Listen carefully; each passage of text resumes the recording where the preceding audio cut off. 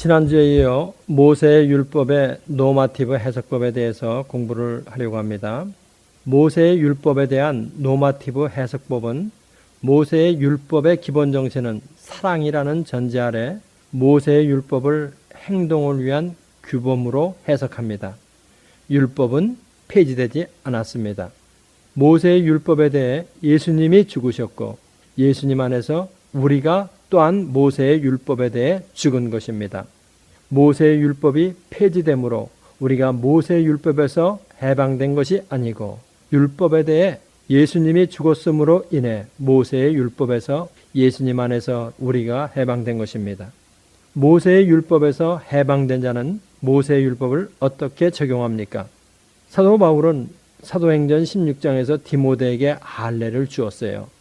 그러나 갈라디아 교인들에게는 할례를 받지 말라고 명령합니다.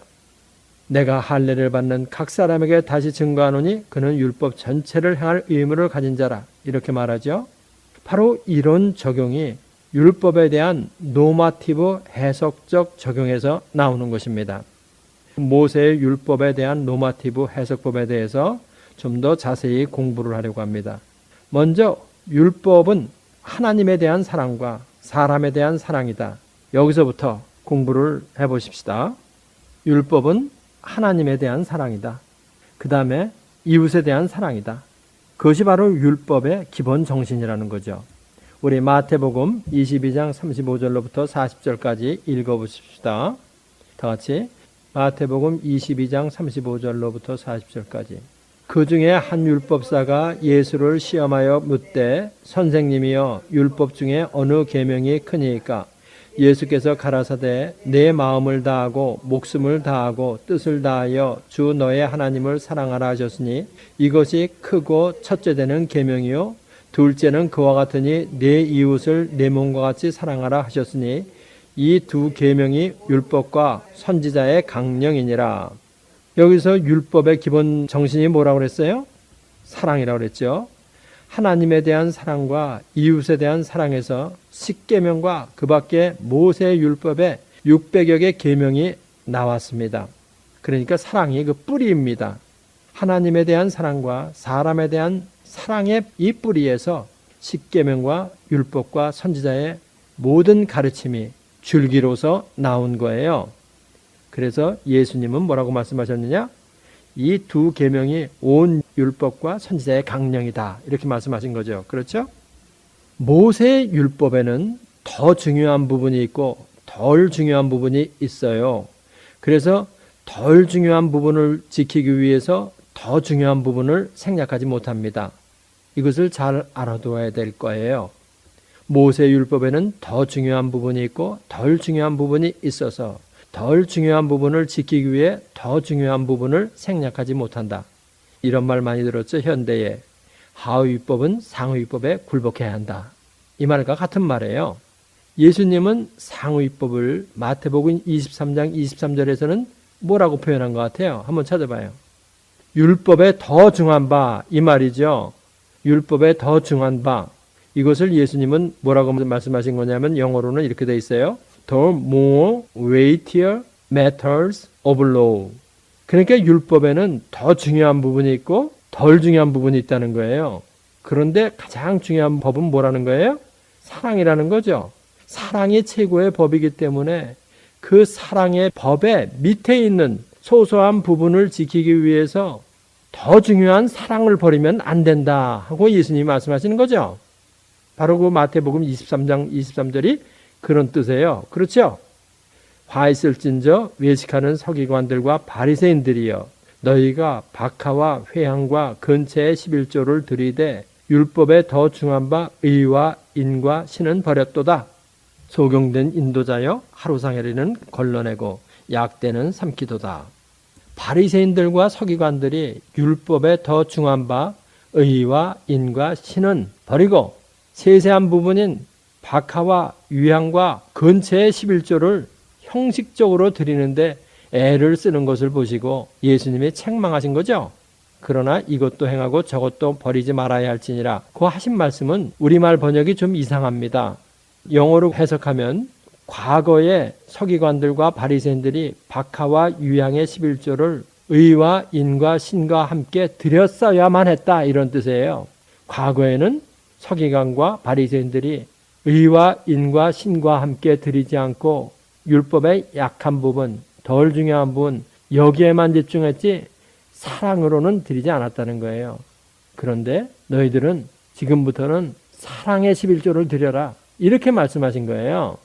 현재는 바로 노마티브 해석에 따라 사랑의 11조를 드려야 한다, 이렇게 예수님이 말씀하신 거예요. 그러니까 좀 우리 말하고는 좀 다른 뉘앙스를 가지고 있죠.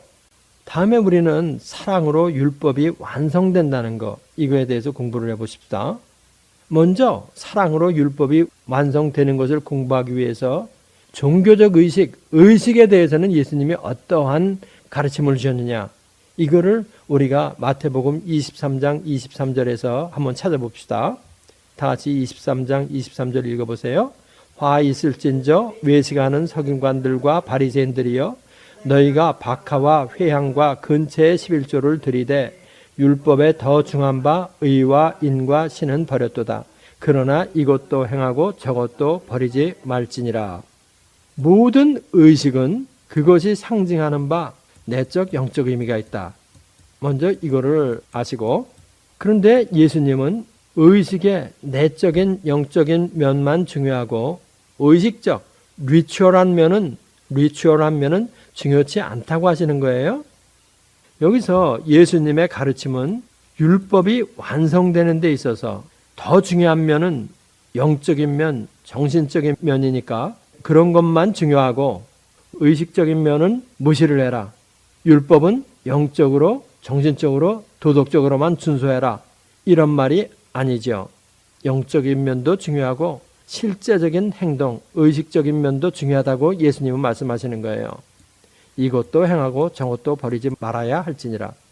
그런데 여기서 중요한 것은 율법의 영적인 면, 정신적인 면인 사랑을 우위에 둔다는 말이라는 것을 알아야 돼요. 그것을 꼭 머리에 놓고 있어야 돼요.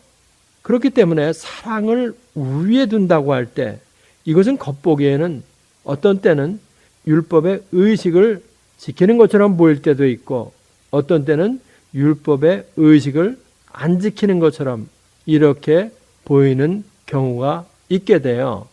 율법의 완성은 사랑이라는 예수님의 가르침은 눈으로 보기에는 이런 현상으로 비춰질 때가 있다는 거예요. 그러니까 예수님께서 문둥병자에게는 제사장에 가서 내 몸을 보이라, 이렇게 말씀하시고 12의 혈루증 여인에게는 그냥 내 믿음이 너를 구원하였다, 평안히 가라, 그냥 이렇게 말씀하신 거 말은 거예요. 마치 의식을 어떤 때는 지키시고 어떤 때는 안 지키는 것처럼 보일 때가 있다는 거예요. 그것이 왜 그러냐? 사랑을 우위에 두고 있기 때문에. 그리고 의식적인 면은 노마티브하게 규범적인 가치에 두기 때문에 그렇다는 거예요. 예수님은 율법을 필요하지 않다고 하시지 않은 것을 아는 것이 중요해요. 마태복음 23장 1절로 3절 우리 읽어보십시다. 마태복음 23장 1절로 3절 찾으셨어요? 이에 예수께서 무리와 제자들에게 말씀하여 가라사대 서기관들과 바리새인들이 모세의 자리에 앉았으니 그러므로 무엇이든지 저희의 말하는 바는 행하고 지키되 저희의 하는 행위는 본받지 말라. 저희의 말하는 바는 행하고 지키되 저희의 하는 행위는 본받지 말라. 그들이 말하고 행하는 것은 사실 율법 아니에요. 율법은 지키라는 말이 되는 거예요. 그렇지만 그들이 말만 하고 행하지 않는 그런 행위는 본받지 말라는 거예요. 그렇죠? 그러니까 바리새인들과 서기관들이 모세의 율법을 읽고 가르치는 좋은 가르침은 배우되 그들의 행위는 본받지 말라. 예수님이 이렇게 말씀하신 거예요. 이것은 무엇을 의미하는 것이냐? 모세의 율법은 폐해지지 않았다는 겁니다. 믿는 우리에게는 하나님을 어떻게 섬겨야 하는 그 규범을 제시하고 있다는 거예요. 그렇죠? 모세의 율법이 폐지되었다 안 되었다 여기에다가 포커스를 예수님은 절대로 맞추고 계시지 않으세요. 예수님은 구약의 율법이 폐지되었다고 말씀하시지 않고 율법이 어떻게 예수님 안에서 완성되는가 그것을 말씀하시고 계셨던 겁니다. 마태복음 5장 17절로 18절 우리 읽어보십시다. 다 같이. 내가 율법이나 선지자나 폐하러 온 줄로 생각지 말라. 폐하러 온 것이 아니요 완전케 하려 함이로다. 진실로 너에게 이르노니 천지가 없어지기 전에는 율법의 1.1획이라도 반드시 없어지지 아니하고 다 이루리라. 율법을 완전케 하려 함이다. 예수님은 율법을 폐하러 오신 분이 아니고 예수님은 율법을 완전케 하러 오신 분이에요. 어떻게 완전케 하시는 거예요? 사랑으로 완전케 한다는 겁니다. 모세 율법을 폐하겠다고 오신 분이 아니라는 거예요. 사랑으로 완전케 하시러 오신 분이다. 다음에 우리가 사랑의 실천에 대해서 이거 공부를 해야 할 필요가 있습니다. 여기서 이제 기독교의 깊은 것이 사실 나오는 거죠. 사랑의 실천.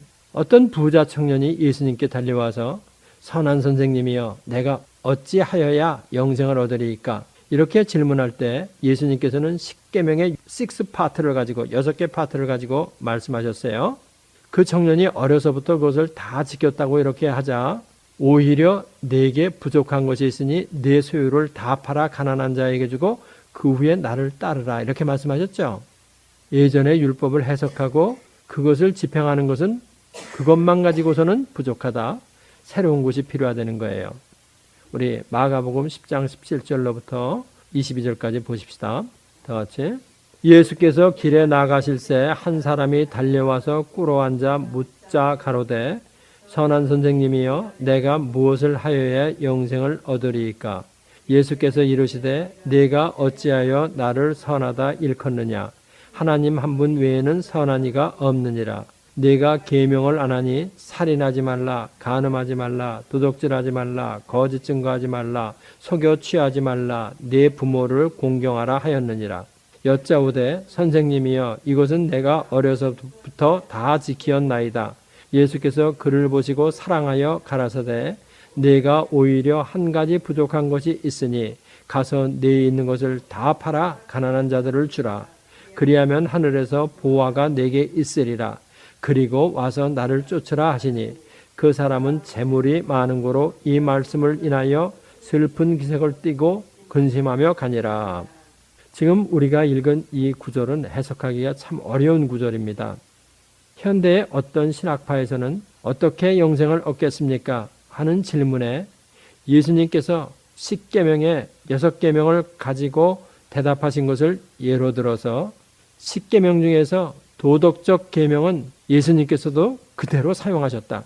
그러니 10계명 중에서 도덕적 계명은 폐지됨이 없이 그대로 유효하다. 이렇게 말해요. 만약 이렇게 주장하는 것이 옳다고 한다면은 영생을 행위에 의해서 받게 된다. 이런 말이 되잖아요. 그러니까 그런 주장은 틀렸다는 거죠. 그리고 성경을 그렇게 인용해서도 안 되고 그러니까 이것은 다른 의미가 있다는 겁니다. 여기서 본문 말씀과는 관계가 없는 것 같지만 한 가지를 짚어보고 가십시다. 우리는 로만 카톨릭이 로마 교황의 수장권을 주장하기 위해서 마태복음 17장에서 베드로가 예수님의 질문에 대해서 대답한 말, 주는 그리스도시요 살아계신 하나님의 아들이다. 이렇게 말할 때 예수님께서 내가 이 반석 위에 내 교회를 세우리니 한 말에서 이 반석을 베드로 개인을 말하는 거라고 하고 그리고 그렇게 베드로 개인이라고 주장하는 이유는 로만 카톨릭의 교황이 베드로로부터 교회의 수장권을 이어받았다. 이렇게 주장하기 위해서 그런다는 겁니다.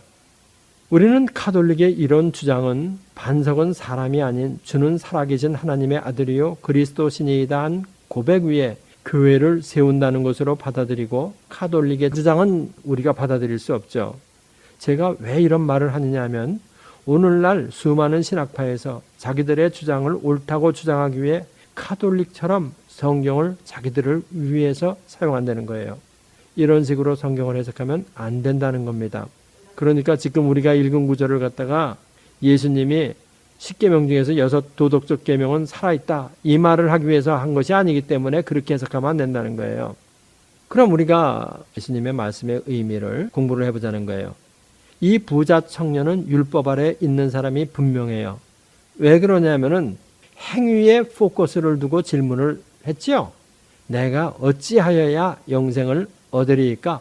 영생을 얻기 위해 내가 무엇을 해야 하느냐? 행위에 포커스를 두고 질문했기 때문에 이 사람은 율법 아래 있는 사람이에요. 이렇게 사고의 범주가 율법 아래 있는 사람에게는 율법을 가지고 대답을 해줘야 돼요. 이것은 뭐가 같으냐면은 자본주의 아래 사는 사람에게는 돈을 가지고 답해주면 사물의 가치를 아주 잘 이해하는 것과 같아요. 그렇죠? 자본주의 아래 사는 사람들의 사고의 범주는 돈이기 때문에 돈을 가지고 이야기해주면 아주 잘 이해를 해요. 월급을 얼마 받느냐?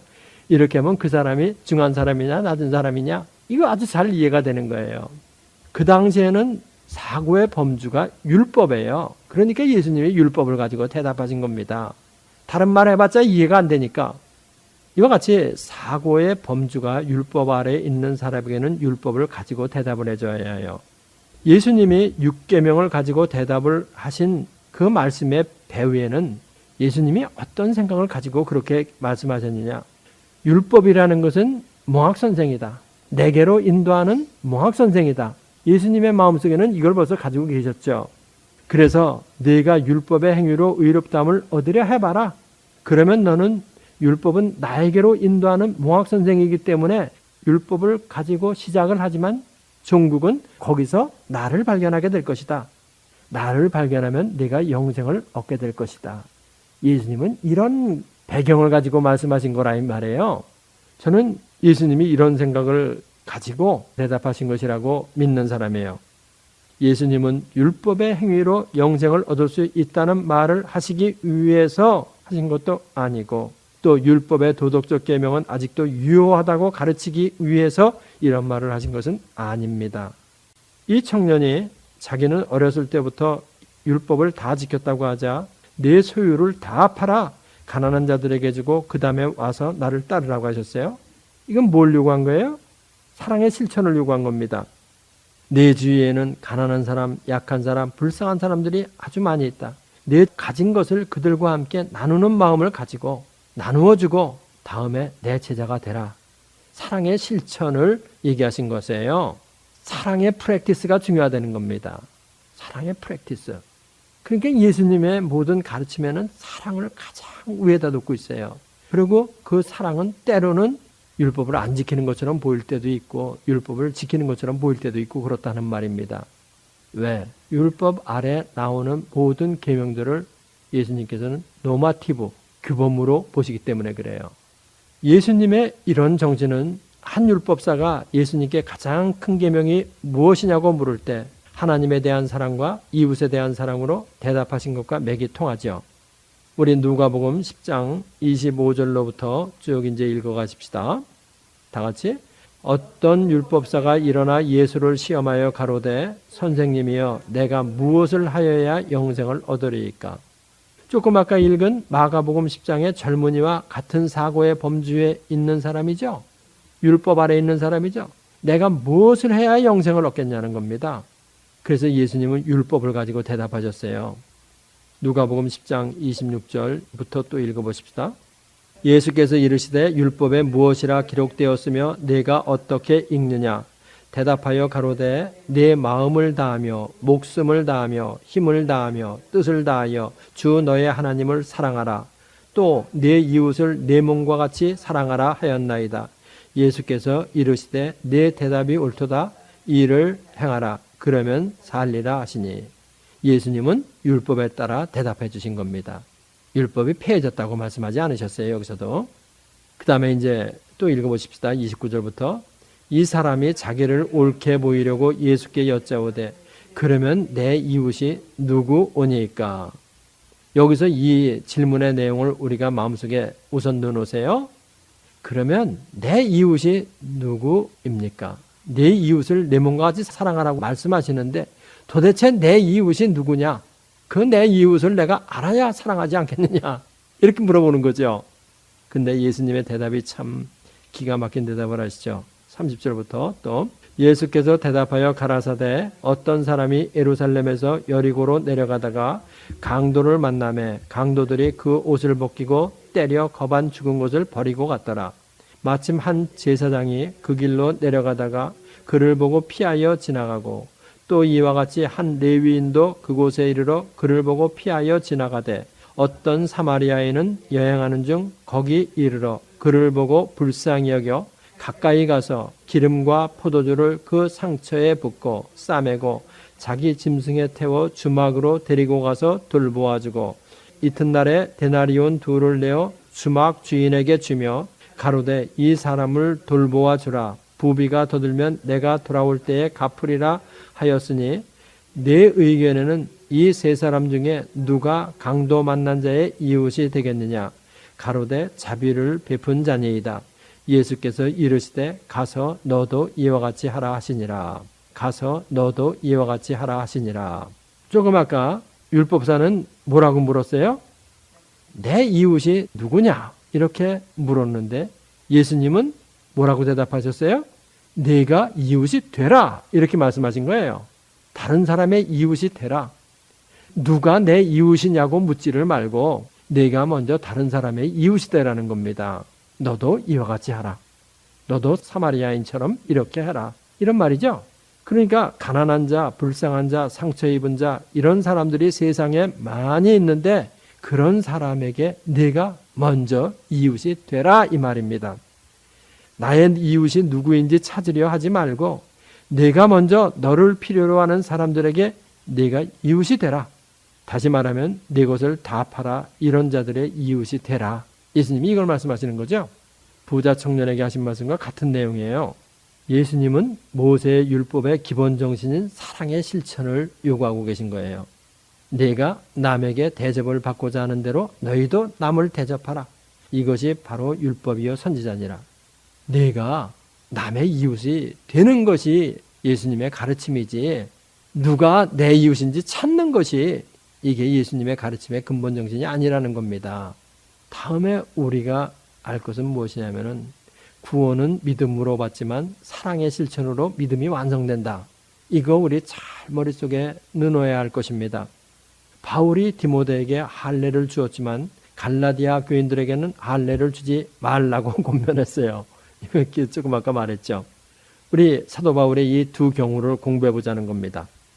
먼저 디모데에게 할례를 준 경우 사도행전 16장 3절. 바울이 그를 데리고 떠나고자 할새 그 지경에 있는 유대인을 인하여 그를 데려다가 할례를 행하니 이는 그 사람들이 그의 부친은 헬라인인 줄 다 알미러라. 디모데의 어머니는 믿는 유대인이에요. 아버지는 불신자인 헬라인이에요. 그러니까 믿는 자인 유대인 어머니와 불신자인 헬라인 아버지 사이에서 태어난 사람이 바로 디모데입니다. 일반적으로 어머니가 유대인이면 자동적으로 유대인으로 입적되지만 디모데가 무할례 상태에 있는 것을 보면 유대인으로 입적되지 않은 거예요. 그런데 바울이 더베와 루스드라의 유대인 전도를 위해 디모데에게 할례를 주었습니다.